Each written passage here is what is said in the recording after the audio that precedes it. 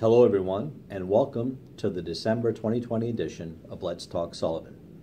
My name is Michael Brooks, the Vice Chairman of the Sullivan County Legislature, and with me today, as always, is our Chairman, Robert Doherty. In today's edition, we've decided just to have Rob and myself talk about some of the issues that we dealt with this month, from the legislative seats, and also to look at, reflect back on 2020, and also some thoughts on 2021. So, Rob, I'm going to go over to you and just talk about the budget that was just passed and your thoughts about the whole budget process that we went through this year. Sure. Hey, thanks, Mike. I appreciate it. And by the way, happy birthday, Mike. So on the budget, it passed. It was under the tax cap, which was 2.24. So that's about $26 on every $100,000. The good news is that we lowered the usage fee by $30. So your bill should look pretty much the same as it did last year. I was unhappy with some aspects of the budget. We added $1 onto the bag fee at the transfer stations. I was the lone legislator to vote against that. I think that is taxation through fees, and I think that was unfair to the people who use the transfer stations. But overall, it was a tough budget. As you well know, we're $6 million down in sales tax to budget. Some people try to say that we're only $300,000 to last year's sales tax, but you're not operating off 2 years ago's budget. You're operating off last year's budget, and that was a problem for us. We made some tough decisions along the way, which paid dividends for us going into budget season, and overall, I'm as happy as we can be considering the situation that we were under. Okay, thanks, Rob. Did you have any surprises this year? It was our first budget process, and it was a lengthy one. Certainly, an appreciation for the county manager's office and the department heads. Anything about that process that struck you? Sure. So George Conklin, who's head of Management and Budget Committee, he held budget meetings for the first time in 3 years. And we sat in on some of the budget process with the county manager, Josh Potosik, who's won 5 straight national recognized awards for his budgetary process. It's quite the daunting task, and we really, dug in deep and saw how the whole process is done on the county level. George had a lot of experience on the town level. But when you get into $235 million, and you get to see how every dollar spent, it's quite the daunting task. You mentioned George, and just say he did an awesome job, obviously, with running those meetings, and he put a lot of time into it, and thank you, George, for that. Now, part of the budget process was there was a little debate about the bonding, the paving. Sure. And some thoughts on that, Rob? Sure. So we had a slight disagreement in the legislature about how much to bond for paving. They have already bonded $8.7 million in the previous 3 years combined. It seems that the new legislators don't like the bonding concept. We'd rather, pay as we go. I think that's a service that I don't think can be negotiated. I think that's something that all taxpayers deserve, and that should be the first, several $1 million in every budget should be, paving for roads. But unfortunately, in the tough year that we were in, we had to bond again this year. Joe Perillo, who's the chairman of the DPW, wanted to bond $4 million. I wanted to bond $3 million. We getting a massive amount of money from the feds to do East Broadway in Monticello, which is a county road. We're getting $2.85 million for that. We are going to get $2.6 million in CHIPS money. So that alone was going to give us the largest amount of money we've ever had for paving. We've never paved 30 miles in a county year. And that's been the target. That's been the target. That number gets thrown around constantly. And going down and speaking to Ed McAndrew, who has a chart of how much monies he got every year and how much he paved every year. That goes back to the 80s. We've never done 30 miles. A high water mark was in 2017 at 25.35 miles.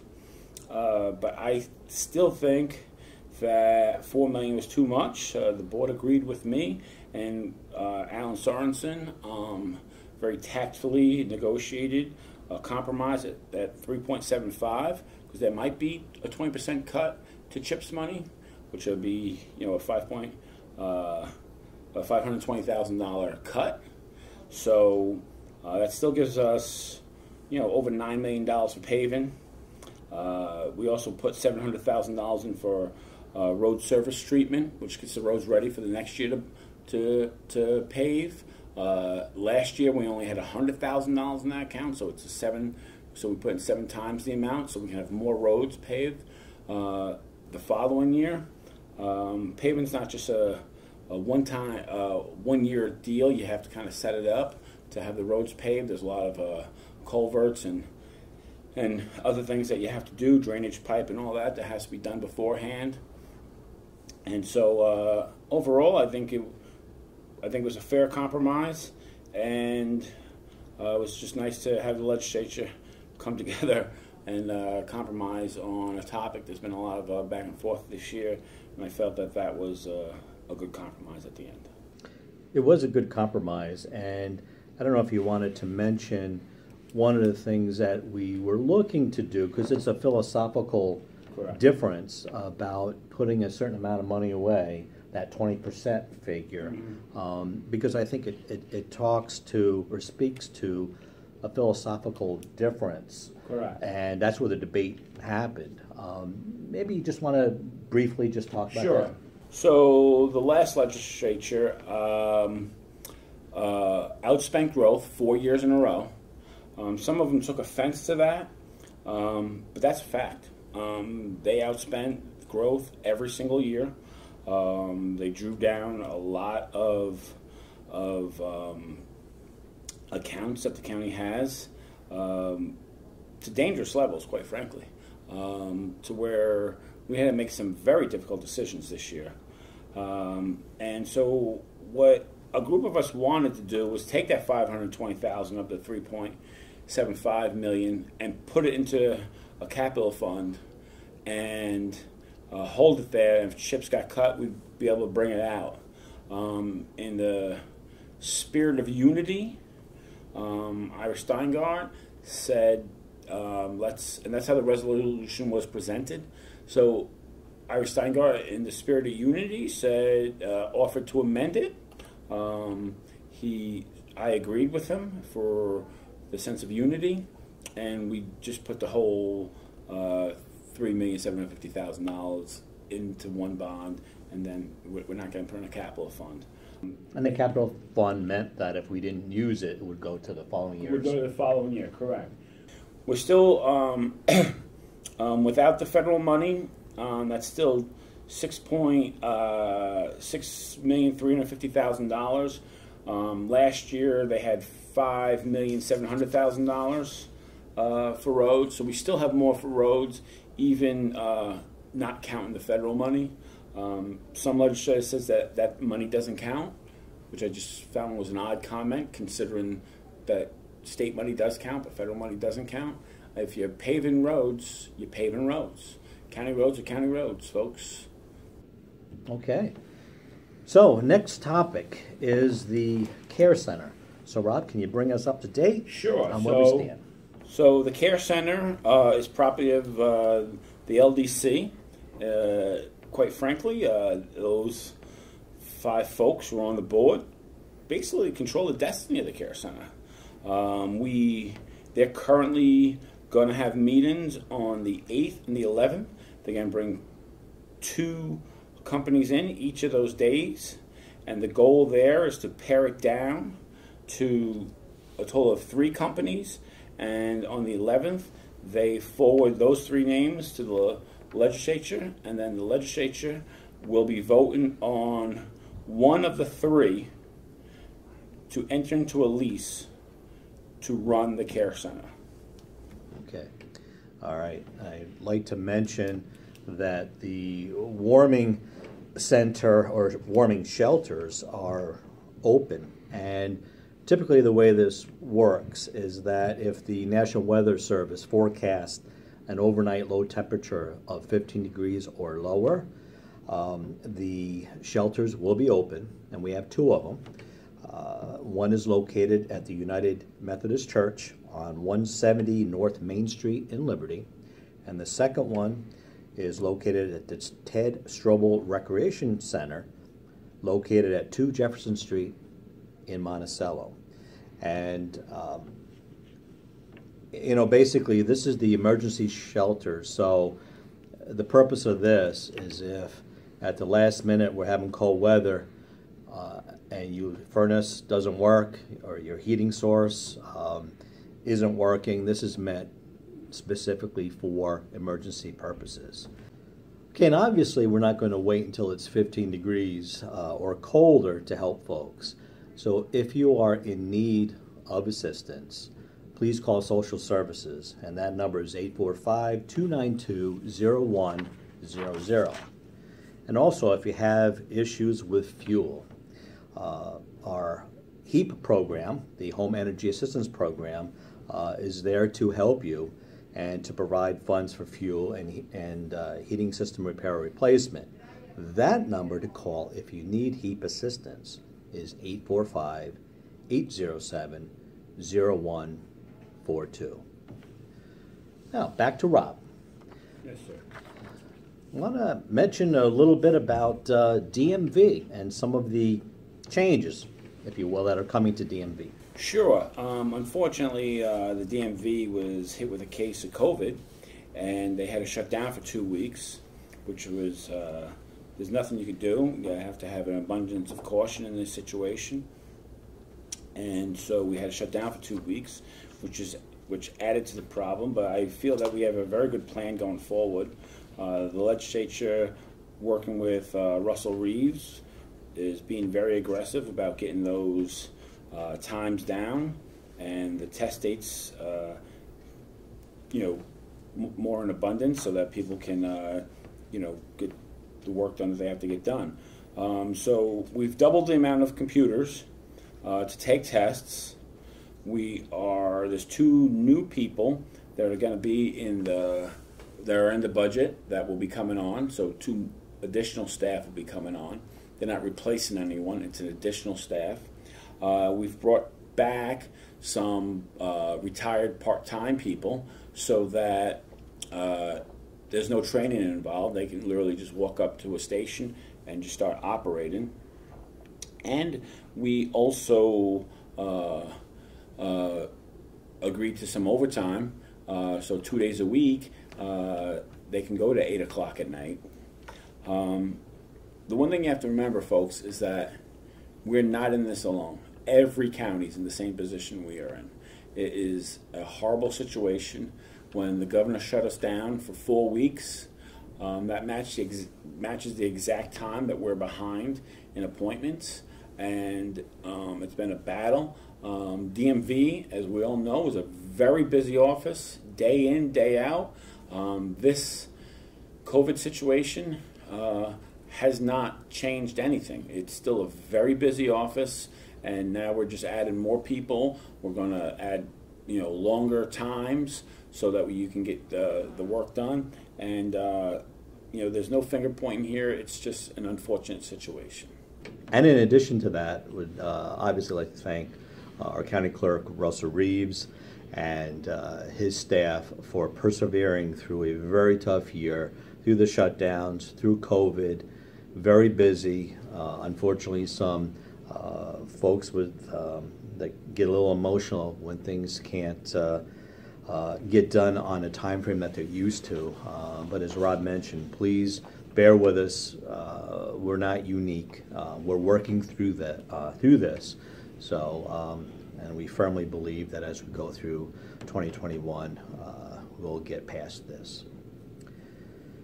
So, with all that being said, Rob, thoughts about 2020 and our first year as legislators? Sure. What a year it has been. I just want to thank Annie Martin, the clerk to the legislature. She's been an invaluable asset to me. Being, this is the first time I've been in elected office. This is, never mind being chairman, but I've never sat on a board before. And so it was quite the learning experience. I battled lung cancer through that and, went through COVID. So it's been quite the year for me. The legislature as a whole, I think, I'm very proud of some of the decisions we made to keep our county afloat during the COVID-19 situation. I think that we've tackled some very big issues. One of the big issues that we tackled was the Sullivan County Visitors Association Visitors Center that went down in defeat. It was a $5.2 million center. So we're addressing, the ACC and the CHA and all the great work that they do to make them more efficient. One of the things that we're looking at in the lease option is to always be able to take care of the Sullivan County, resident. That's a very important issue to the legislature. And the thing to look forward towards that we'll discuss in the next topic is the broadband LDC. It will be revolutionary to this county. Thanks, Rob. And just from where I sit, it's been it has been quite a year. Nobody saw COVID-19 coming, and obviously its impacts are rather large on any municipality, and certainly Sullivan County is no exception. I want to thank Rob for his leadership. Knowing that Rob hasn't served on a board before, I appreciate his willingness to tackle some tough issues because that's what's needed just in general in Sullivan County, but also when you think about COVID-19 and what that has meant. I appreciate that, and quite frankly, all the legislators. I said in our last meeting that our representative republic is alive and well. We debate, sometimes heatedly, but nevertheless we debate. That's what it's all about. There's no way to expect that we all agree 100% of the time. It's impossible. Sometimes I think the coming out and having 9-0 votes all the time, that's so unusual because it's just not natural. And I think through compromise you can get there, but sometimes these issues become very emotional, very heated, and that's okay. That's what makes our government work. And through all of that, when the decisions are made, we among all other things just need to respect one another, because that's in the end what it's all about, and to be comfortable in our differences, but also remember to respect each other. So enough about 220. Rob, what about 2021 and your thoughts about the coming year? Well, I'm very excited about the upcoming year. Obviously, I just spoke about the broadband issue. I think the broadband initiative, which has really taken giant leaps in this legislature, is just as important as county roads were 100 years ago. It really opens up the western side of the county. It's the number one question realtors get, asking about Wi-Fi and cell service and all that stuff that comes along with broadband. I think it's going to absolutely change the face of our county well into the future. As far as the ACC goes, we're going to be picking someone to run the ACC for us. I know that's been a tough fight, but we cannot continue to lose $6.5 million a year, which is what we lost last year, and this year's losses will add up over $10 million. It's not fair to the taxpayer, but keeping the taxpayer in mind, we absolutely want the care to go up. It's a 2.5-star care facility. The Roscoe and the hospital are 5-star facilities, and Achieve is a 3.5-star facility when it comes to care. Care is one of our top issues. It has to be a top issue. I don't find 2.5 stars to be acceptable. I want the care to improve. I want to protect the taxpayer, and I want to protect the workers that work there. If all three of those goals can be achieved, we're going to pick the next company that's going to run the care center for the next 20 years. Or beyond. 2021, obviously looking forward to returning to some sense of normalcy. This has been a tough year. Everybody that's viewing this knows that, feels it. So it'll be be so welcomed once we move through 2021.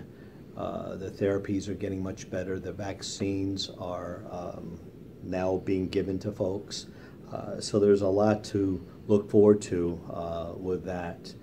One of the things, for just thinking of 2021, I mean, we made some tough decisions, took on some tough issues in 2020 with the whole purpose of reallocating resources, if you will, with the goal of making Sullivan County a more efficient, stronger entity going forward. I think there are times that you got to look back at some of the institutions, the way things are being done, big things like the ACC and some others, that there's perhaps another way to do it. And the ACC issue is not a new one, as folks that follow the county. That issue's been before the legislature 3 or 4 times at least in the past. But there comes a time where you really have to look at what's been going on, what's inherent to the problem, and try and figure out the best path forward. And I think we're on that right now. And the broadband project, as Rob mentioned, is going to be huge in the county. And I think we're in the beginning stages of a real, I don't want to use the word rebirth, but Sullivan County is being viewed differently by so many people around the country. And I think we see people moving in. COVID has, brought people into our area. And what's not to like about the area? It's gorgeous. And I think there will be a rethinking, if you will, of where to do business. Do I live here? Broadband is certainly a part of that, and we can offer so much. And it's why what we're looking to do with the legislative group is just to make Sullivan County just look at everything and just set it up, provide the framework, the structure to make Sullivan County thrive. And I just think that the things that we're looking to do and what we'll tackle in the future is, I think it was a time, I think you'd agree, Rob, really look at how things have been done. Not that anything's bad or whatever, but there comes a time when you really got to rethink it, refocus it, reallocate. And I think that's kind of what we're looking to do, I think, in a nutshell. So I'm looking forward to it. And once again, I'd like to thank everybody for viewing this. And hope everybody had a Merry Christmas, Happy Hanukkah, and have a Happy New Year. We appreciate the fact that you view us to get your information, hear what's going on. We appreciate it. That's what we're here for. So with that being said, it's been a tough year, but I'm optimistic that we'll get through this, and there's much better days ahead. Have a happy new year, and bye for now.